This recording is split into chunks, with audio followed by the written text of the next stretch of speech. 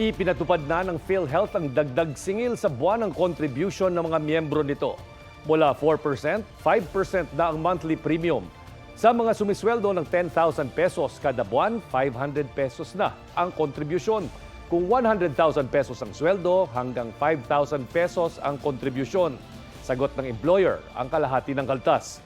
Ang malilikom na dagdag pondo ay gagamitin para mapalawak ang benepisyo ng PhilHealth members. Plano rin ng Pag-ibig na doblehin ang contribution ng mga member nito simula ngayong taon. Mula sa 200 pesos na pinag-aambagan ng mga empleyado at employers, magiging 400 pesos na yan kada buwan.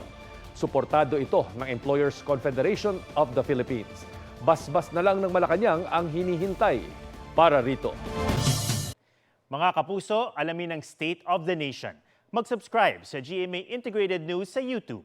Sa ating mga kapuso abroad, samahan niyo kami sa GMA Pinoy TV at sa www.gmanews.tv.